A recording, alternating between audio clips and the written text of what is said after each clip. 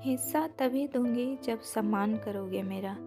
प्रिया के माता पिता के अचानक हुए स्वर्गवास के बाद उनका पूरा घर ही एकदम से बिखर गया था, मानो उनकी खुशियों को अचानक से किसी की बुरी नज़र लग गई हो। ऐसा प्रतीत हो रहा था प्रिया को, लेकिन प्रिया की तो शादी हो चुकी थी और एक बेटा भी था। अब मेरे भाई मयंक का क्या होगा, ये सोच सोचकर प्रिया की आंखों की नींद उड़ गई थी। लेकिन धीरे धीरे इस दुख को थोड़ा कम करते हुए प्रिया ने अपने भाई के लिए अच्छी लड़की देखकर उसकी शादी करा दी, क्योंकि मयंक शादी के लायक हो चुका था और उस सोने घर को एक लक्ष्मी की भी ज़रूरत थी। इस तरह से प्रिया का मायका फिर से भाभी के आने से उजियारे की तरह भांति प्रतीत हो उठा। प्रिया कुछ समय बाद ही भाई और भाभी को कुछ ज़रूरी बातें बताकर अपने ससुराल चली गई, क्योंकि ससुराल पक्ष की जिम्मेदारी भी तो निभानी थी प्रिया को।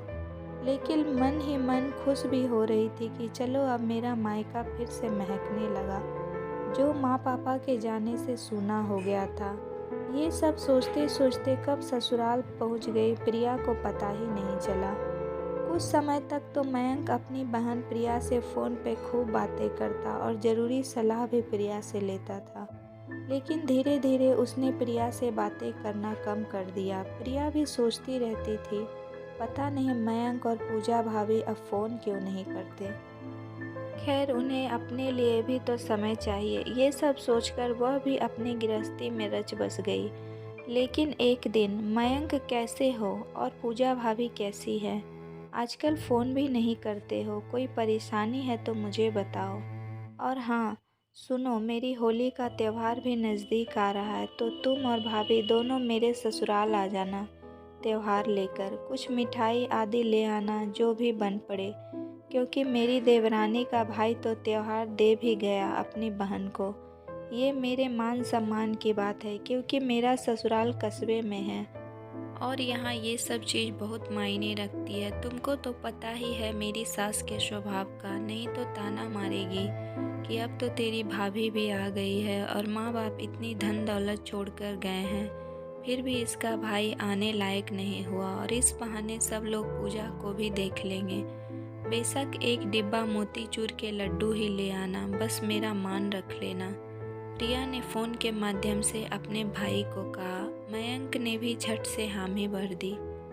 तभी, क्या हो गया है आपको मयंक जी? त्योहार तो हम तब ही देंगे ना जब दीदी आपके पापा की ज़मीन जायदाद हमारे नाम करवाएगी। कल का क्या पता हम लूटते भी रहें और दीदी अपना हिस्सा भी ना दे। मयंक की पत्नी पूजा ने कहा।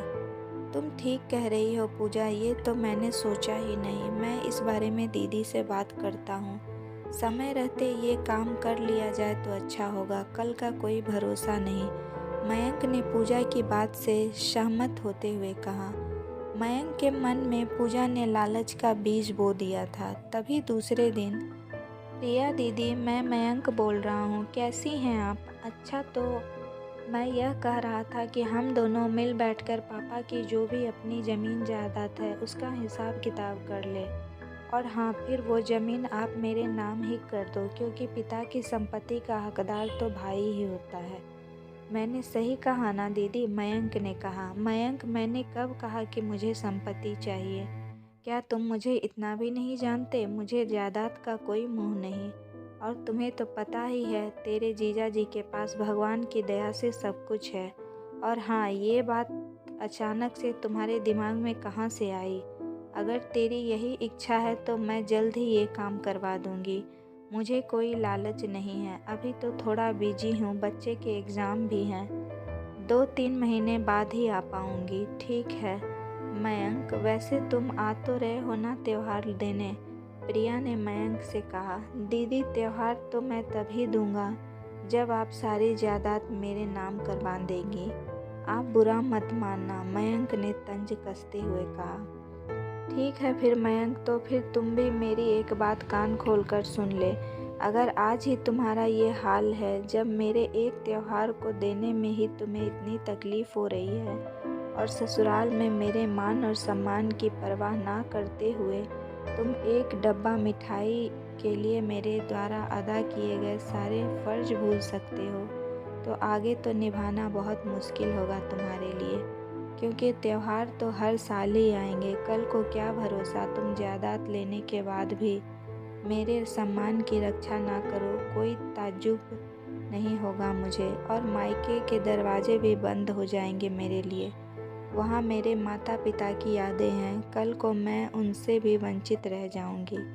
और वैसे भी पापा ने अंतिम सांस लेने से पहले ही मुझसे कहा था कि बेटा, अगर तुम्हारा भाई आगे से चलकर तुम्हारा सम्मान ना करे पीहर और ससुराल में, तो तुम अपना हिस्सा ले सकती हो, क्योंकि तुम्हारा भी बराबर का हक बनता है। और अगर अच्छे से तुम्हारी कदर और सम्मान करे तो जैसे तुम्हारी मर्जी। तो यही मेरी मर्जी समझ लो मयंक। अब तो मैं बिल्कुल भी ज़मीन के कागजात पर हस्ताक्षर नहीं करूँगी, क्योंकि मुझे तुम्हारी नीयत ठीक नहीं लग रही है। जो शादी के 6 महीने बाद ही सारी जायदाद चाहिए तुम्हें। हो सकता है कल को तुम माँ बाप की मेहनत से कमाई गई जायदाद को बेच ही डालो। मैं आखिरी बार कह रही हूँ मयंक कि अब भी समय है, कुछ समय तो दो मुझे तुम्हें परखने का। मैं सब कुछ तुम्हें ही दूंगी, मैं लालची नहीं हूँ। नहीं तो मैं अपना हिस्सा किसी अनाथालय आश्रम में दान कर दूंगी। कम से कम कोई गरीब आशीष तो देगा मुझे। अपने सम्मान के लिए मैं ये सब कर जाऊंगी, क्योंकि सबसे पहले मैं अपने मान और सम्मान को रखती हूँ। प्रिया ने करारा जवाब दिया। तभी मुझे माफ़ कर दो दीदी, मुझसे बहुत बड़ी गलती हो गई है। मैं लालच में अंधा हो गया था। आपने मेरी आंखें खोल दी। आपने मेरे लिए इतना सब किया और मैं पता नहीं क्या क्या बोल गया। मैं अपने किए पर शर्मिंदा हूँ। मैं कल ही आ रहा हूँ आपके ससुराल, और आपके सारे फ़र्ज़ निभाऊंगा जो एक भाई होने के नाते मुझे निभाने होंगे। हो सके तो मुझे माफ़ कर देना, मयंक ने माफ़ी मांगते हुए कहा। इतना सुनते ही प्रिया के कोर गीले हो गए और फ़ोन रखकर वो फपक फपक कर रो पड़ी और राह देखने लगी अपने भाई और भाभी की। तो दोस्तों, कहते हैं ना कि कभी भी बेटियां अपने मायके से कुछ लेने नहीं जाती। बहन बेटियां कभी भी लेने की लालची नहीं होती। उन्हें तो बस प्यार और सम्मान की भूख होती है, जो उन्हें अपने भाई और भाभी से चाहिए होती है। तो दोस्तों, मेरी ये स्टोरी आप लोग को कैसी लगी? अगर पसंद आई हो तो प्लीज़ लाइक करें और ज़्यादा से ज़्यादा लोगों तक शेयर करें। तो मिलूँगी नेक्स्ट स्टोरी के साथ।